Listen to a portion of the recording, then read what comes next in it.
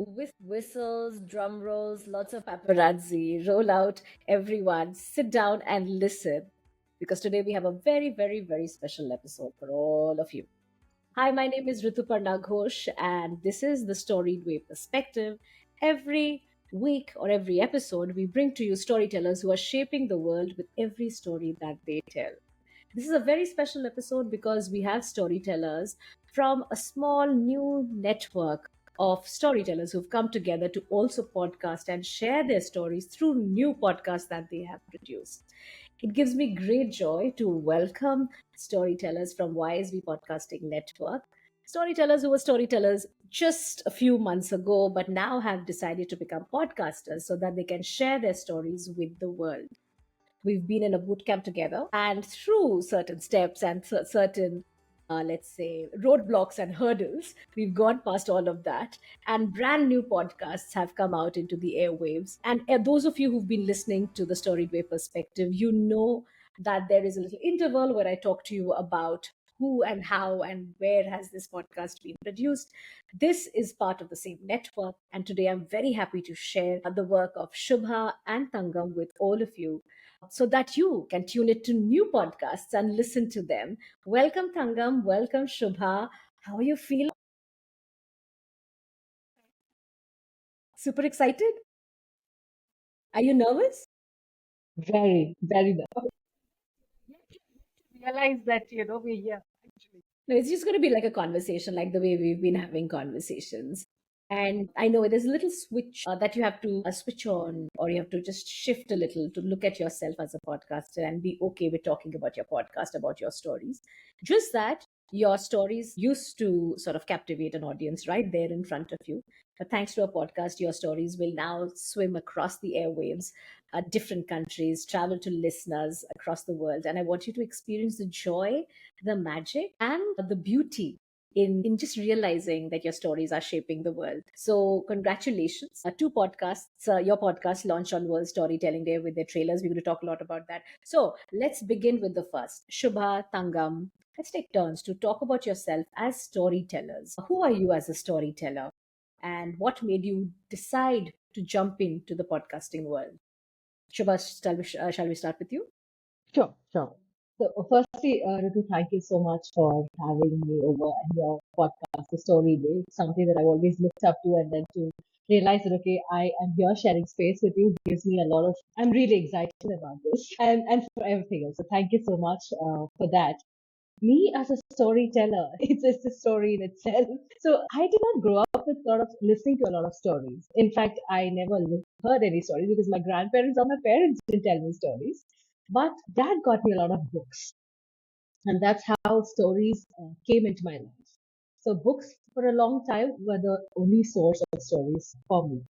But then the word storytelling or the topic storytelling was introduced to me when I decided to quit my job and change my career from a corporate career to educational career. And I took up this course on elementary education and Montessori training. And there we had this particular module on storytelling. But nobody really taught us storytelling in that module. We were given handouts as to what to do, what not to do, and stuff. The end of the module, we were supposed to present a story, either a recreated story or a self-written story. So the idea of a self-written story really excited me, and I started reading up on stories and stuff. And also the fact that I'm a creative general, I love using my hands to do things. I ended up making a sensorial book. And when I presented the story at the end of the course, I actually surprised myself because I didn't realize that I could do this, and I felt very happy doing it. So that was the first spark that I felt that was lit in me, which made me feel, okay, this is something I should explore and see what's more to this. And I started looking for storytelling courses, and I did find one. And I was in Bangalore back then, and I did find a course, Life and Other Plans, and I had to move cities. And when I moved cities and I came to Delhi, and my search continued for courses. But I continued telling stories to my son and my students because by then I had started teaching, and that's when I stumbled upon your course, which is a Tickle Your Story Bones. And I must tell you that that course just made me unlearn so many things. Not just the way I told stories, but I think it just changed me as a person. You know, who I was. It was a complete turn, like a 180-degree turn for me. And then I started realizing what stories can do to me before I could see what it could do to others. And that is what kind of got me even more, I would say that was a magnetic force for me to go towards storytelling. And then I continued my teaching and using stories in my school. But then there was this one particular incident that took place. It was my debut performance as a storyteller at an outreach program of a literary festival. And I was telling a story in a 70 students classroom. It was a one classroom school. And I was telling the story. And at the end of the story, I'd asked the students to draw favorite image or the favorite scene from the story. Among those students was this one neurodivergent child. And the elders in that room, the adults there, they told me, he doesn't follow anything in the class, so don't expect anything from him. And I said, it's okay, let him just do whatever he wants to do. But at the end of it, he was the only child who drew the entire story in a chronological order. And I was completely overwhelmed looking at it because I had the first hand experience of the magic of stories and what it could do and how it could transcend and reach people. And that is what gave me the courage to take the plunge. And then I told you I'm quitting my job and then taking up storytelling full time.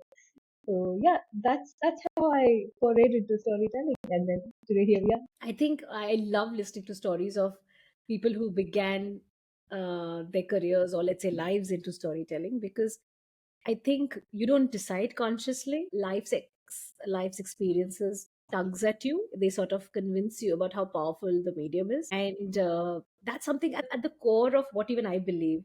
Whether you love telling stories in person or you're going to start telling stories on a podcast, if you love the experience, you know what it can do to the listener and to you, then it sort of changes your whole purpose, your whole intention behind pursuing it further, because it's all about pursuing your love for the form. Let's hear from Thankam. Thankam, your Yeah. journey into storytelling. I know you're a teacher, you're a phonics teacher, and we've had lots of conversations about you taking classes and language classes. So, language, storytelling, phonics, they're very beautifully interlinked. Tell us about it. Absolutely, Ritu. First of all, thank you for letting us be here. And even though I'm nervous, I'm just super thrilled and I'm enjoying every bit of it. So, on the contrary to what Shubha just said, as a child, I used to read, but never a voracious reader. But my sister always read so many books. I would much rather have her read the entire book and narrate it out to me. So I was always a better listener, and I thoroughly enjoyed listening to stories even back then. Even today, I do that.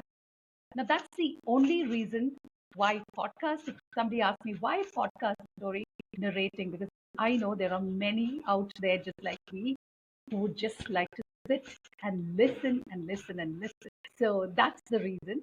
Now, as a storyteller, Ritu, I started my career way back in '96 as a pre-primary teacher. So it's been a while since I've been into this. Even though there's been a lot of break in between, but I've never stopped narrating stories. Even back then, it was a strength of 50 in the class. We had 50 students in the class, and I would make sure by the end of every single day, there would be a story session.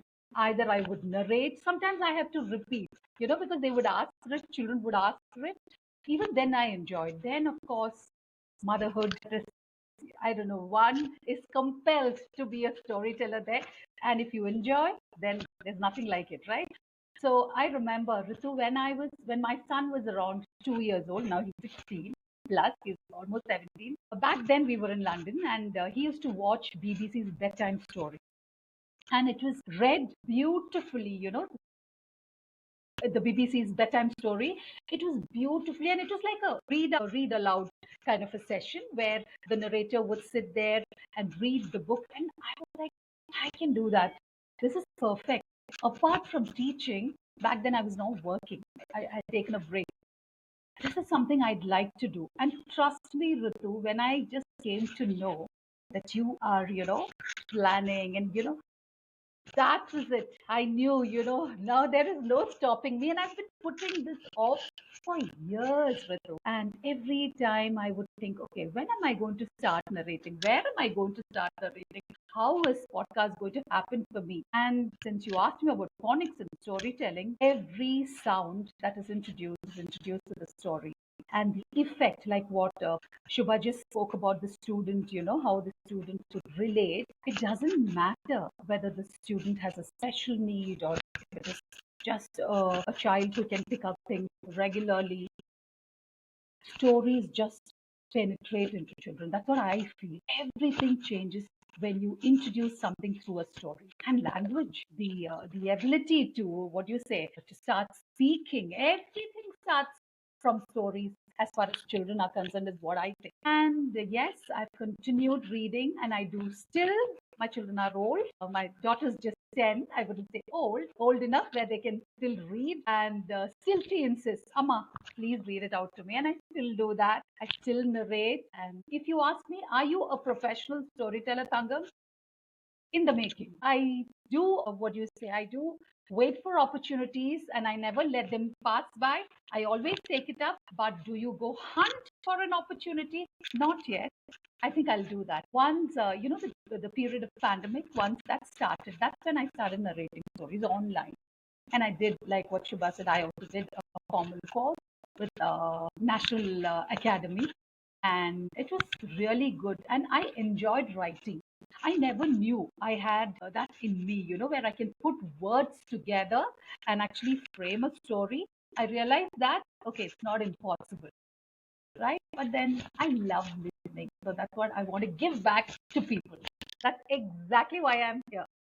I love it. I love it because when you said listening, podcast is a pure listening experience. You know it, and some of my listeners also know it.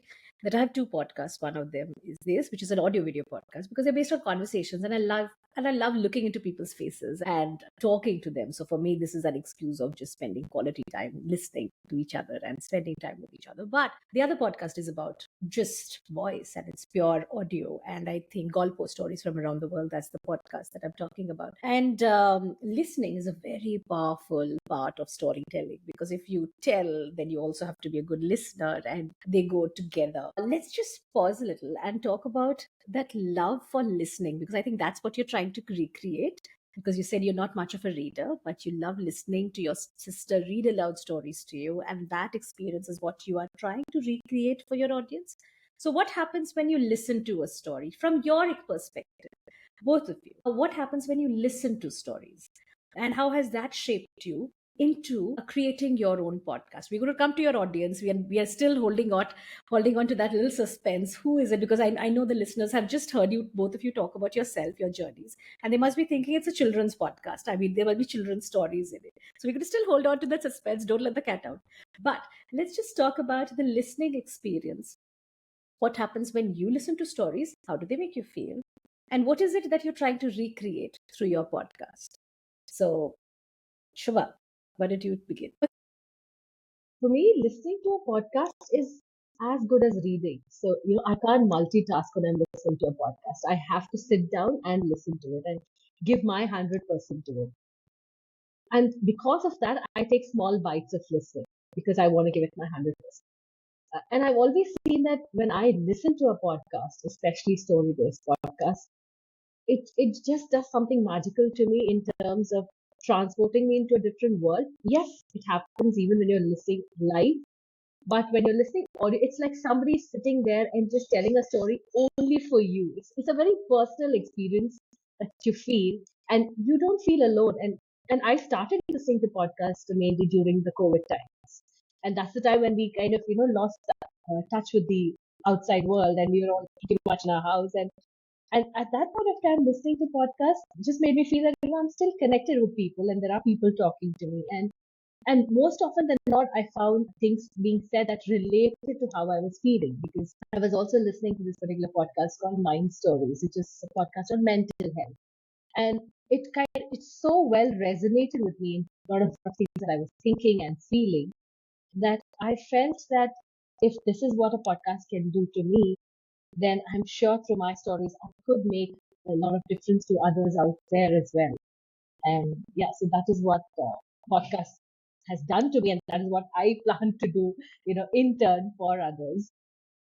I love you mentioned mind stories because Smitha was on this podcast. She came to the Storied Way Perspective, and she spoke about mind stories and how they're using storytelling for mental health. And I was complete because I've heard her podcast and I know how beautifully the organization has sort of constructed itself around stories and enabling people to listen and share stories with one another. And I'm so glad you also brought about the pandemic and that intimate listening experience, because that's again something that I had a conversation with Roshni Baronia in the previous episode.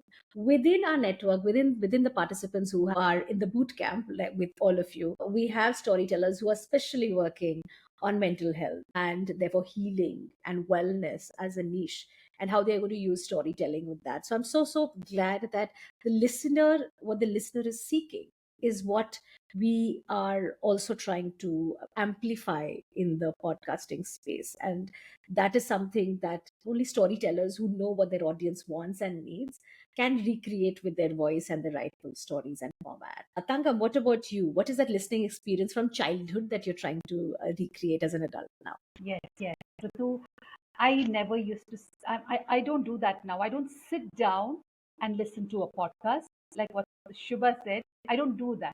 I walk around, I finish my work. That's when everything is on. That is present. Back when I was a little girl, Nancy Drew, to begin with, as an example, okay, when my sister used to narrate, I used to, whoever was there, I mean, whichever image was there in the cover, that was me.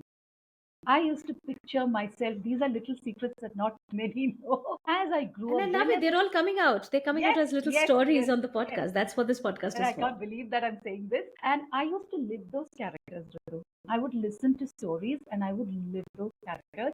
And I still remember, if I liked the character as a child, I would give good, nice faces to them.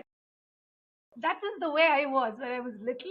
And I would want to live that character. And I also would try to, emulate the way they spoke and those dialogues. I still remember doing that. And listening has always been a pleasure. I still do that. My uh, mother-in-law, she's an ardent devotee of Guru Ayappa. Okay, we come from Kerala. And even today, she's one of the finest storytellers I've ever come across. Even today, sit and listen to what she has. Okay, so sitting and listening to a person, for me, endlessly I can do that. But what I do while listening a podcast is I walk around. I finish everything and then I listen. It's not been long since I started listening to you. To be very frank, I listened to yours once. That's when actually I started. Seriously, seriously. Oh my God. Yes. So this has some power, and I remember listening to your story about that bread, The smell of the bread. smell of the bread. That was my first ever story that I've listened you narrating, and I simply loved it. Okay, even at that time, that point of time, I thought I can also do this. Why not? Why am I not starting? Was the question. Oh, how lovely. So yeah, I'm being blatantly honest here. So that's when it's always been on cards, but it never happened. So many things have influenced me with too. And as far as listening is concerned, I would do that forever and ever. Yeah, I think listening is so powerful. And if you are a good listener, you are a good storyteller. That's part of the bargain. You can't be a good storyteller without being a good listener. And podcasting is that format which sort of blends the two. That's why I think it's the perfect platform and medium for a storyteller to scale, to reach out, to share the love, the positivity, and the magic of stories. Because while we are live in person, it has its pure magic. Nothing can replace that. But using technology for good, using technology to reach people who don't have access to the stories in person that you're telling to, could be a game changer. So now let's sort of break the myth and come to your podcasts.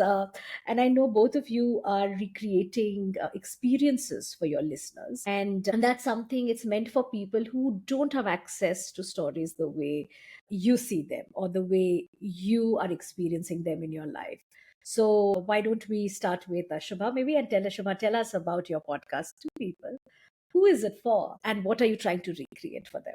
Okay, so before I tell you who is it for, I should actually tell you who I am in this podcast. Okay. So that makes a lot more sense because I mean, growing up, I knew Malayalam, and I'm from a household where we spoke English, Hindi, Malayalam, but mostly English and Hindi, and less of Malayalam. But every time I went to Kerala on vacation, I would say, I know Malayalam, I know Malayalam. And everybody made fun of the way I spoke Malayalam because it's more like, if I had to tell you the colloquial word, it was more like Manglish. It was more English than Malayalam. And I would be made fun of. My cousins would always laugh at me. But I somehow didn't understand as to what was so funny about it because that's how I communicated and that's what made sense to me. My thoughts were in English while I was trying to communicate in Malayalam, and so that mixture of languages happened. And then as I started, as years passed by and as I started toying on this idea of a podcast, I thought, what is more relatable? Is it to listen to something in a more literary language, or is it something using a language which we speak like every day? It's like a normal conversation that we have at home with folks around us. So that's when I decided that I should do a podcast, in vernacular Malayalam and English, because that is what would connect, because that's what would connect with me. If somebody spoke to me in, say, Manglish, it would resonate with me more than pure Malayalam. So that's how the podcast actually started. So it is for people like me who are city bred, who are out of India, or who have moved out of India and their children. It's for everybody. It's for children and adults and age no bar. It's for everybody who just wants to get a feeler of Kerala, go back to Kerala, know more about Kerala, but then always find themselves stuck because, again, stories written in Malayalam are not accessible to all because not everybody can read it. And also, most of the podcasts that we hear today are pure Malayalam. I mean, my Malayalam is not pure, but I know that somebody listening to me will be able to understand. And so, yeah, it is for all of them, like me. Yeah, I think that's what you try to recreate. People like me who like to listen to this will sort of tune in, Yeah, and people who believe in the power of stories or want to see how is storytelling shaping the world will want to listen to my podcast. Or who are lazy, who don't want to find different stories to tell at home, or in school or in offices. Well, it's the same story. How can I retell it? So I sort of assume that the people are the listeners are like me. And but I really love, jokes apart, I really love the fact that you're using your podcast to also reconnect with your roots, with your identity, and also to reaffirm. And I can see that happening through your work as a storyteller slash podcaster now, that you're sort of establishing your identity, that it's okay, I'm not a pure bred Malayali from Kerala, the purest, but still I am a Malayali and I love Kerala and I love my roots and I want to claim that for my own. And I think language, stories, your culture, your art, and I know you have a beautiful artistic bend in your life, Shubha. So I know all of these forms come together, blend together to help you not just craft that identity that is a little fluid right now, but for people, cement yeah, it. And also to tell others that we are all alike. It's perfectly fine. We are still as much a Malayali if we don't speak pure absolutely. Malayalam. Right, I think that's beautiful, and I can already imagine a lot of people uh, aligning with that. As a Bengali, that's how even I see it. I'm not a pure Bengali. I was born in Calcutta, but I was raised in Jharkhand. I've lived over 25 years in Delhi. So somebody who tells me, where are you from, I said, I'm from all over. Am I a Delhiite? I'm a Jharkhandi. It was Bihar earlier. Am I a Bengali? So you see, all forms intersect, and your identity is a multicultural reality. So any story which helps you reach out to that part of your identity is a beauty, and it needs to be nurtured. And so that's very, very important. Okay, so Thankam, I know Shubha spoke about her roots as being from Kerala and being a Malayali. And before we started recording, you two gave me a sneak peek into what kind of episodes you're working on. So, but before that, just why don't you tell us about your podcast? Who is it for? Why should they listen? I think our listeners have a inkling of that, but let's hear more. Delhi too, absolutely from head to toe. Okay, I grew up in Kerala, but I'm going to start my podcast narrating stories in English. And Ritu, if you ask me who is it for, it's for everybody. It's for everybody. And when I narrate the story, what I want is for the listener to resonate with each character and empathize. They should be able to relate to the story. So my idea is to segregate one section full for teenagers and grown-up people, okay, of that genre. Then I have something planned for children, and like I said, I'm a Malayali, and like I said, I'm head to toe a Malayali. So I have to do something in Malayalam, and I have decided that's going to be Guru Ayurappan stories. So that's in card for me, okay? But that is my plan to be very, very short and precise. That's what my plan is. It's for everybody, Ritu. Somebody who cannot pick up a book and sit and read, somebody who's so busy, or somebody who's disinterested in reading, like what I was back then. This is for them. Nothing more, nothing less. So lazy readers, tune into Thankam's podcast Absolutely. and just listen. And you don't have to do anything, and you can do everything by listening to Thankam's podcast. But when you are doing nothing, you are sort of trying to slow down and you want to just experience, let's say, good stories, one thing at a time. Sit down and listen to Shubha's podcast. And did I get that right? Absolutely, Ritu. Yeah, got it. Fantastic. Fantastic. One beautiful thing is, of course, identifying what kind of stories resonate with you and what kind of stories resonate with your audience. You've already described your audience, you've described who you are, and you've given a sort of a larger understanding of, what to expect. But let's talk about the stories. Are they going to be fiction, non-fiction? Are they going to be your personal stories? They going to be a blend? Are you rewriting stories? Are you doing research for your stories? So where are your stories coming from? What to expect in terms of genre and style? Tangam, let's start with you first. Ritu, yes, I've done my research, and if you ask me what kind of genre, I would say romance, I would say love, sacrifice, friendship. It's going to revolve around my first series. Is definitely going to revolve around that, and the main character as a woman. That's also something I'm planning for in one of the episodes. Then the second, like I told you, I have sort of narrowed down on stories for children. Okay, it's going to be stories for children. And the third and my absolute favorite is going to be good stories. That I have figured out that's going to be from real life experience, from other people's experience, from myself as well, and from stories, from books, and from what I have listened from my mother-in-law. I want to bring it out because it's absolutely lovely. I can't even tell you the feeling you get. And I want to do that in Malayalam. Why?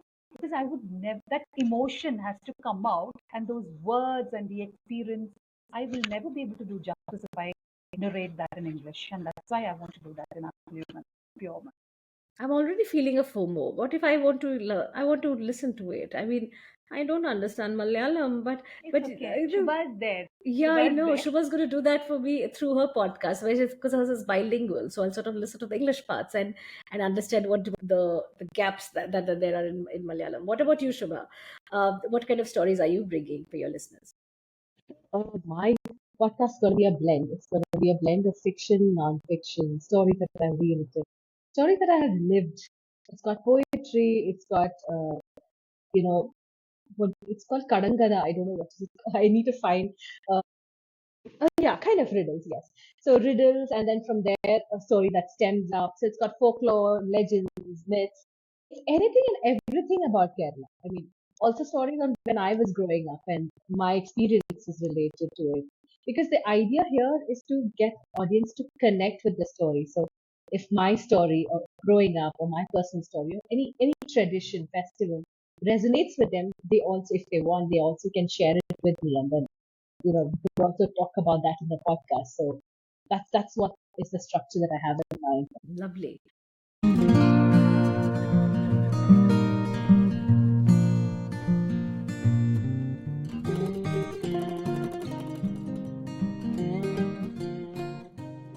The Storied Way Perspective is designed and developed by your Storybag Podcasting Network. Podcasting is a fantastic medium that brings listeners to gather around a story.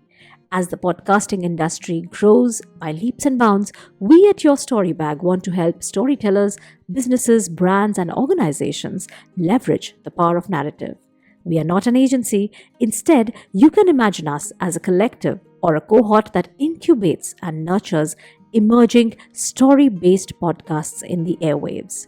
If you'd like to collaborate, commission, or create your own story based podcast, reach out to us at podcast@yourstorybag.com.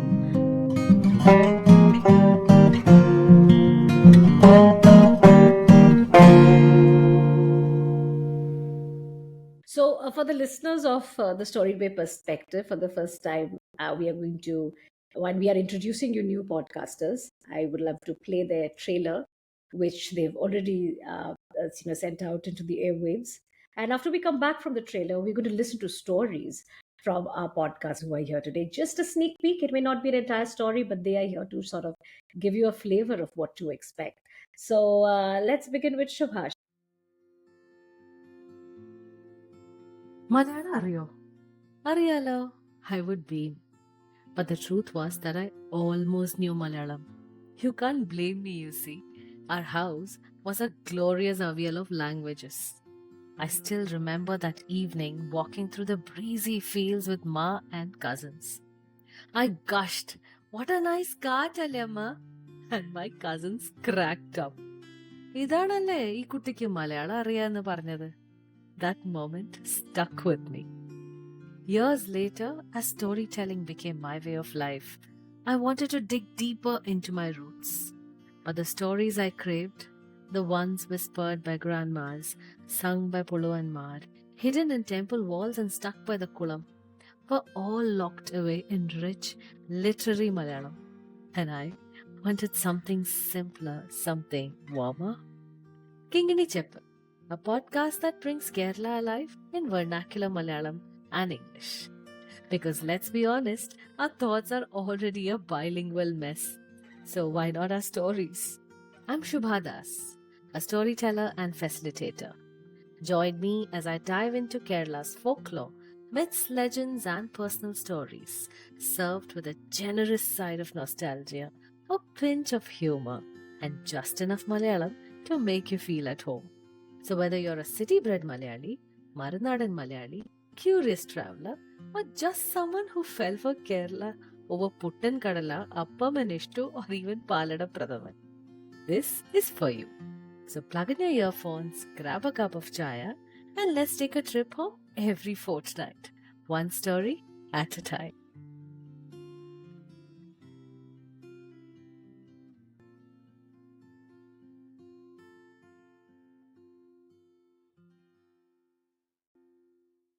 So every Malayali, I'm sure, has a Kasva sari in their wardrobe, but not everybody really knows the story behind this Kasva sari. So a few years ago, while I was in Kerala and I was spending a lot of time in Kerala, is when it got me thinking, and I went about researching about the story of the sari, and I wrote a little poetic story, and that's what I will be presenting to you here today. This is also going to be featured in my podcast as a part of the story. So this is just a little sneak peek to what it is. If you're a Malayali, I'm sure you have a Kasva sari. But do you know the story of this humble Kaitiri? A long time ago, so very long ago, when this Kasvasari was a humble Mundan Neri, Vasco da Gama set his foot on Kerala shores, he bartered the yellow metal with spices a whole. What do we do now with this golden galore?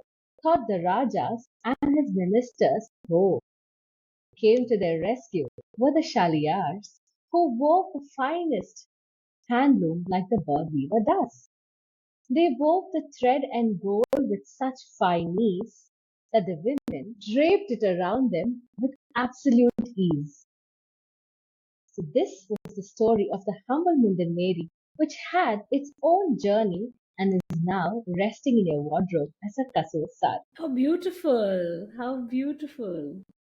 Lovely, lovely. Like I said, Thank you. you should have larger, longer English pieces so that even I can enjoy a bit of Kerala. Otherwise, these stories would be lost to me. All right. Thank you so much, Shubha. Tangam, Thank did you. you know this story?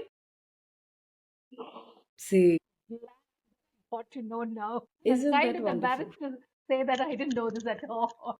You said you described yourself as a true blue Malayali from head I to am. toe. I am. That's exactly why, in my defense, Ritu, in my defense, that's why I use the word embarrassed. Yeah, no, that's okay, and that sort of validates the need for a podcast like this, which sort of Absolutely. takes traditional Malayalis also into areas of their life and culture which they may not have known so well, and or to just remind them of that. So that's lovely. So over to you, Thankam. Let's listen to your trailer now, and you get to listen to a sneak peek of a story that you're likely to tell.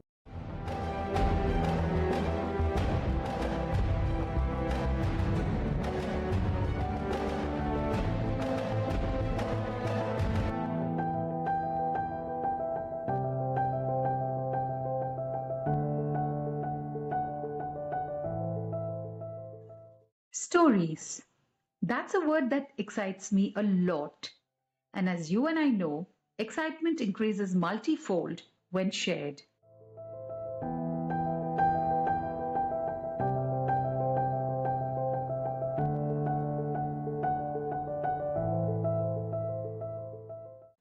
Hi, hello, namaste.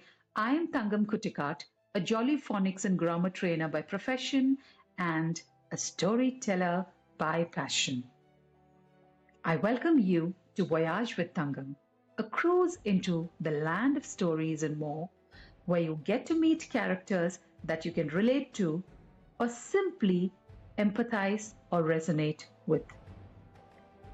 Like I mentioned, stories excite me a lot, be it listening to one or narrating it out.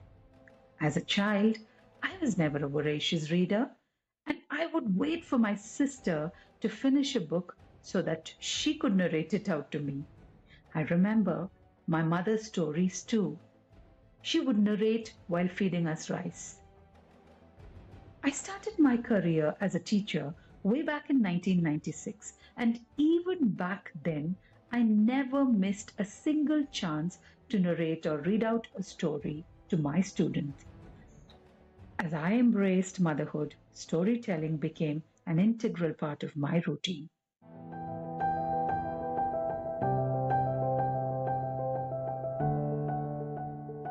Today, in this mechanical and busy world, not all of us have the chance to sit, pick up a book, and read, be it for ourselves or for our children.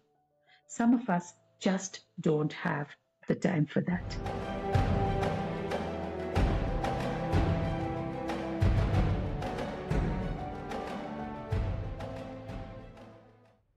So, how about a story on the go? That's what is in store for you in Voyage with Thankam. Stories of different genre and a story for each one of you. So sit back, relax, listen, and enjoy as we cruise along together. I'll be back soon with my first release. So keep checking for Voyage with Thankam in Spotify, Audible, and YouTube. Bye bye. Until next time.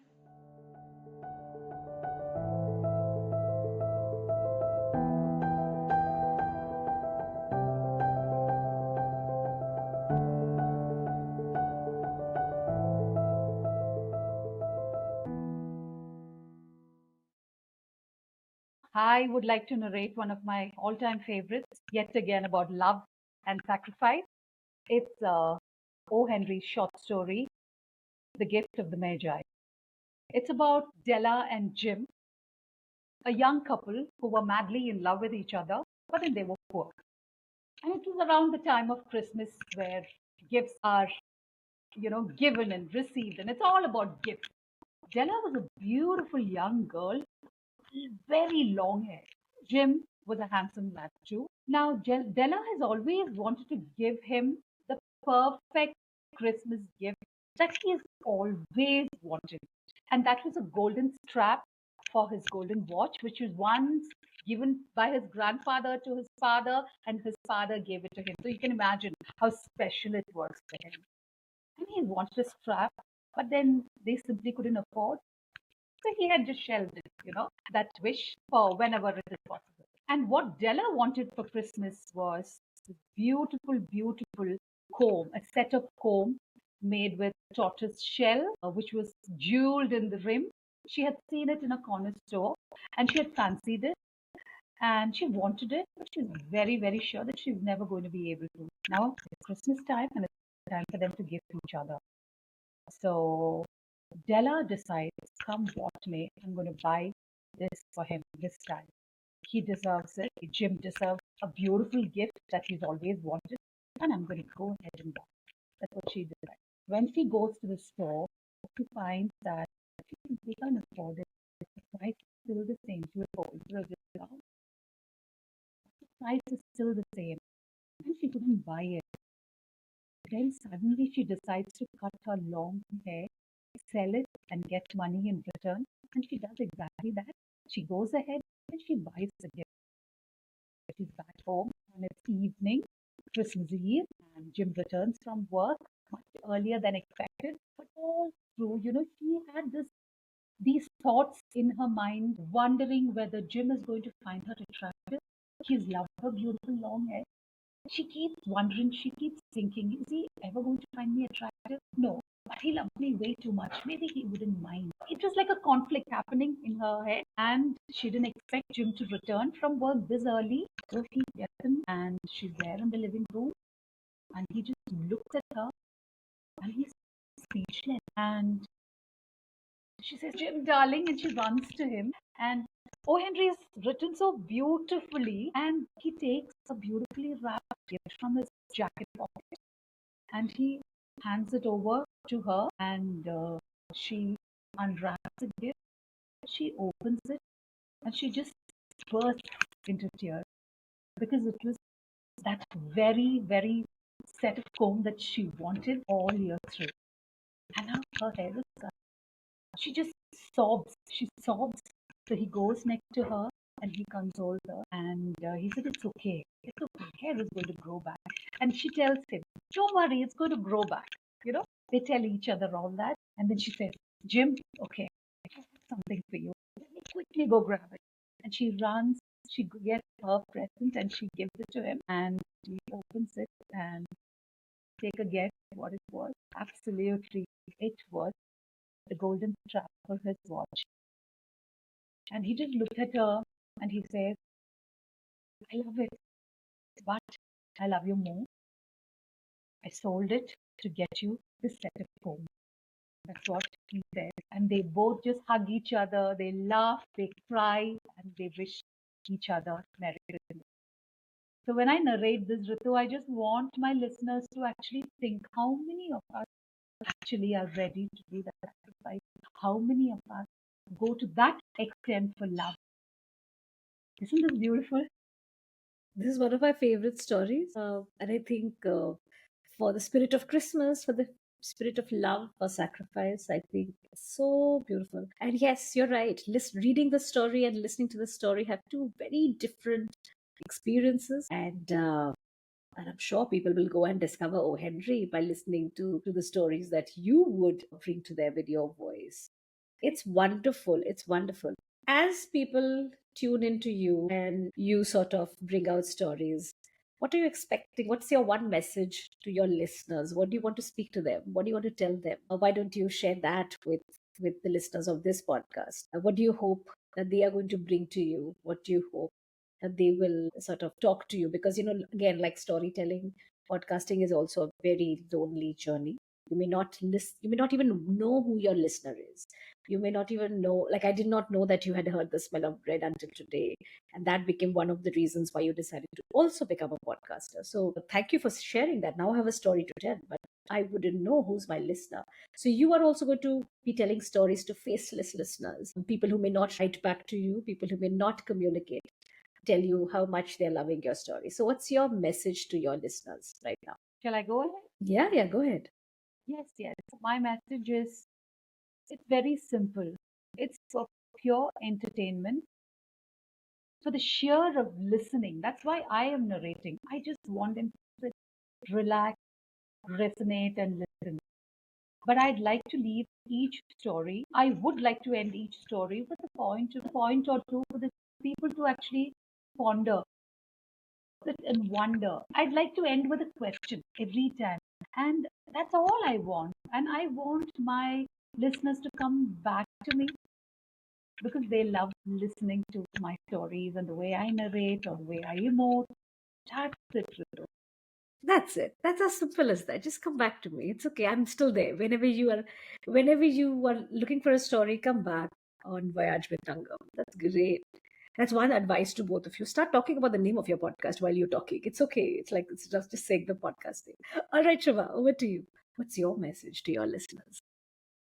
So, through Kinkini Cheppu, since you said I should be taking the name of my podcast, so through Kinkini Cheppu, it's just a very organic journey that I am looking forward to, where with each story I take my listeners closer home, closer to their home or my home, or just home, Kerala as a home, with one story at a time. And what most Keralites connect to is a cup of chaya.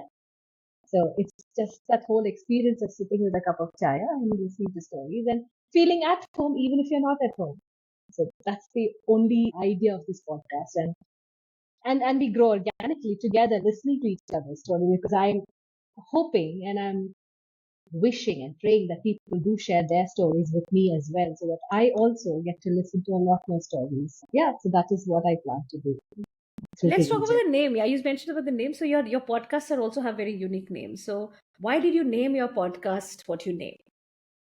Let's sort of open that as well, because I think we went back and forth about what will your podcast be called, what would the cover be, and all kinds of discussions based on that. But I think the naming of your podcast, that's the first threshold into welcoming listeners into your podcast. So now that we've spoken a lot about it, let's talk about the naming. Why did you name your podcast what you named, both of you? Shubha.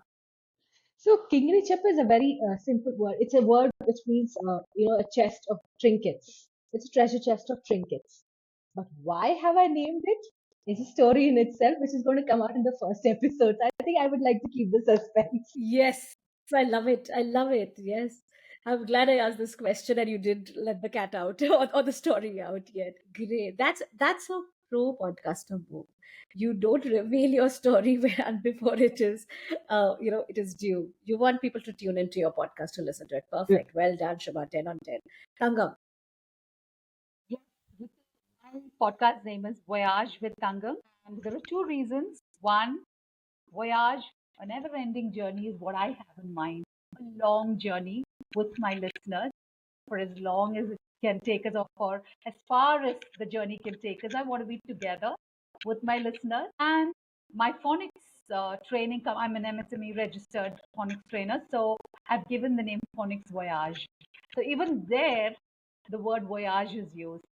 I just wanted to stick to that word. That's Lovely, it. lovely, lovely, lovely. And I think Voyage gives that promise of it's an everlasting, ongoing journey, which is going to be long, where you discover new lands, you have different adventures along the way. And it gives you that, it also opens up this expansive world where anything is possible. So maybe it opens up to the many kinds of stories that you're likely to bring. So it's been a wonderful, wonderful experience to see your journey from the time when I first met you, both of you, to saying that, yeah, I mean, I want to podcast, but then what can I podcast and how can I podcast and all of that. So it's been extremely rewarding. To the listeners of the Storied Way Perspective, I love stories and I love podcasting because I think they are storytelling and podcasting go together. You can hook an audience through your words, through your conversation, if you sort of weave in stories. And one of my endeavors was to enable other storytellers start podcasting. And when I say storytellers, I also wanted to enable other podcasters to enable storytelling. So, which is where I started this little initiative of bringing people together in a boot camp uh, to ideate how can you bring storytelling and podcasting together. If you are a storyteller, how can you get into podcasting? Or if you're already a podcaster, you're considering a podcast, how can you tell stories through your podcast? And that is open to anyone who's even not a storyteller. And we spoke about that in my episode with Roshni. Whether you're a business leader, you're a nonprofit, or you are a thought leader, you are a writer, you are somebody into wellness, everybody can use podcasting as a medium to tell authentic stories with their audience. At the same time, I feel podcasting needs good stories for different audiences, whether it's for children, whether it's for adults, young adults. And there is so much of a possibility for a storyteller, a traditional oral storyteller, not a traditional, but an oral storyteller, to step out and share their work with a larger audience than they are in their geographies. It breaks boundaries, it breaks geographies. And through my work, through the boot camps that we started last year, I wanted to curate that experience for people to take steps together to reach out and begin their journeys as a podcaster. So, and I think it's a whole new identity shift, like Shubha was mentioning in her description of her podcast, that where you are from Kerala, you're a Malayali, but you've been born and bred in the city. So there's a multiple identity that you're forging. So similarly, for a storyteller who whether works for children, whether works for adults, whether as a performer, whether as a consultant, a writer, a coach, you have to look at yourself with a dual perspective of being a podcaster and a storyteller. And I know how difficult or intricate this mix is. How do you sustain it? How do you build it? How do you create it with purpose and passion so that it can really flourish by itself and create a new identity? That's what I've been trying to do. So I'd love to hear from Shubha and Thankam. What was your experience in the boot camp, and how do you feel about it? Do you think you're confident enough to sort of, while your podcasts have been incubated here, I do want to see it flourishing and running into more seasons. So do tell us about how well are you prepared to sort of be on this voyage of podcasting for a long, long time. Thankam, let's hear from you. Yes, yes, Ritu, you spoke about your purpose. I would say it was kind of made for me personally, that purpose, because everything I wanted, you told me during that podcast. What I loved about your podcast, I mean, your boot camp, excuse me, your boot camp is Ritu, it was very practical. It was not a very conventional, traditional way of telling us what to do. You were spot on. This, then this, and finally here we are. Yeah. That was what I simply loved. Right from, and to tell you honestly, Ritu, I'm so grateful. What I loved is you were so patient. I didn't even know a simple thing like, working with a Canva. You helped even with that. Seriously, for me, all that matters a lot, and it was a Right. very practical boot camp. So Yeah. thank you ever so much for making this possible for me. Thank you. You're right that this was planned like a practical boot camp, because I didn't want it to be a workshop where I give some knowledge and these are the 5 steps and then let you be. Because I know taking those 5 steps is where all the stumbling blocks are, which is why the boot camp was designed with certain steps in mind, where everybody reaches that level and we do this task oriented, action oriented. So you are taking those pre-designed steps at a certain interval so that you are able to launch your podcast on a certain day or with a certain vision in mind. That's why the boot camp is very different from a workshop where it's just knowledge sharing, giving you the steps and the roadmap, and then letting you be. You're out there in the world fishing yourself. But here I am boating with you and fishing along with you, so that you don't feel lonely when the storm rises and when you are torpedoed. So that's what was the intention. Shubha, what was your experience like? How confident are you of yourself as a podcaster? So, for me, honestly speaking, Ritu, before I attended this workshop, I did not workshop, sorry, podcast boot camp. Boot camp. Yeah, so before I attended this boot camp, I did attend about 3 workshops on podcasting. Yes, I did. Guilty as charged. But then there was something missing for me. No, workshop after workshop, I just felt it's not just there. There is something that's missing. Maybe it was a human connect that was missing, or maybe I needed somebody to push me to do it.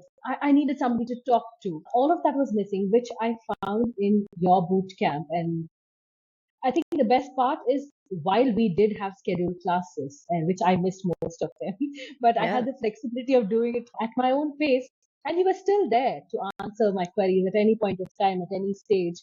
And then, and what I mean, I have told you this before, even as a mentor in my storytelling career. What I really like about the way you deal with it is you don't give me answers to my questions. You just tell me, you tell me, you know what, I give you these tools, go figure it out yourself. Yeah. And that I think is what makes me do things and makes me want to research, and that joy of when you do it yourself and not being fed with an answer is completely different. And that the confidence that you gain from that is completely, it just raises your bar by several notches. So yes, I completely enjoyed my experience with this boot camp, and thank you so much for this well structured content that you've put through, because it's Mm. just there. It's, I mean, anybody wants to start a podcast, and this is like a blueprint. They just Yes. need to follow, be a part of the boot camp, follow all that is there, and there's a And it's all podcast. readily available. I'm not sort of It's not creating ready anything. I am not creating anything new for this cohort. But what I'm doing is I'm sort of creating the steps and in a structured way, bringing, curating a lot of material, which is going to help storytellers be self starters. That's very very important. Whether in your career as in storytelling or whether it's in your career as a podcast, you have to be a self starter. Nobody can push you. Not even your audience can push you to sort of bring out your next episode. You have to be a self starter, and I think that's the real magic. But at the same time, it is also about the journey of putting that episode together. What is it that it's doing for you? Or what is it that you are experiencing while researching, by rewriting a story, by recording and recreating that? Because if Thankam can recreate in her head that experience of a listener, or maybe that child that she was who enjoyed listening to her sister's stories, or for Shubha, who's speaking to, let's say, a city bred Malayali living abroad, maybe trying to get her children or her family to think about Kerala or know a little bit more of Kerala. I think that itself, she knows who she's creating for and what it is doing for her, will be enough for you to sustain your podcast. So I think that's very, very vital. Being a self starter is important. And that's why the podcast bootcamp was designed the way it is and not be another workshop, which would have added to your workshop list and say, oh, I did another workshop and nothing happened beyond that. So great. I want to thank both of you for sort of trusting me with this and beginning your journey as a podcast, because I'm so excited. I'm so proud of you and the others whose podcasts are still in the making. It takes time. Good stories take time, and they happen only when the time is right. I'm with you on your journey, and I don't want you to feel that you are alone, because I love stories and I will listen to your stories, whether I don't understand Malayalam or not as much, but I do hope to listen to stories. So thank you, Shubha. Thank you, Thangam, for coming on the Story Way Perspective, sharing your journey, sharing your podcast with everybody. I am so happy, so proud. And I hope more and more listeners come to you. Keep up the good work. You are the first batch of a boot camp, and I'm very excited to see you flourish. Thank you so much, Ritu. Thank you so much for everything. I'm You're really welcome. excited about this journey. Absolutely. Thank you so much.